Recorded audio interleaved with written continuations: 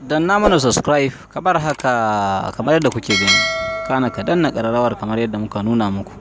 Da zarar mun ɗora sabbin shirye-shirye mu za su rinka samun ku akan kari. Jim kaɗan bayan tashin alhazai da ƙaramar hukumar Isa, wato maso gabashin wato jihar Sokoto da kenan jihar ta Sokoto, alhazai ƙoƙarin tashin su akan hanyar ta tafiya filin jirgi na Abubakar Shehu na uku domin tashi akan ƙudurin su na tafiya ƙasa mai tsarki.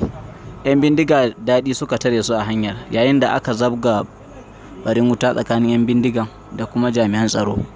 Sai dai ka wannan lokaci da muke baku wannan labari, babu wani sahihi ko kuma tabbataccen ingantaccen labarin da ya tabbatar da yawan mutane ko kuma nawa aka jigatar ko kuma an samu wato rashin rai ko kuma jigata ko kuma nawa makamancin wannan.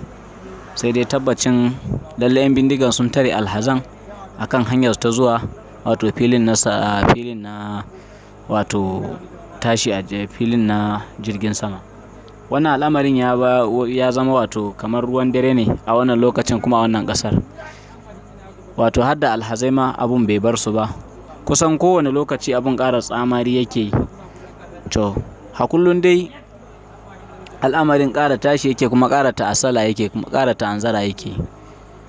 Ba mu da wani abun da za mu faɗa kusan kowane lokaci face fata na Allah ya kawo mana ɗauki, ya zaunar da wannan ƙasar tamu lafiya, ya kuma ɗage hankulan duk wanda suke tada hankalin mutane a cikin ƙasar, da ma wanda suke goyon bayan abun, da kuma wanda suke sa kuɗi da wanda suke sa taimakon su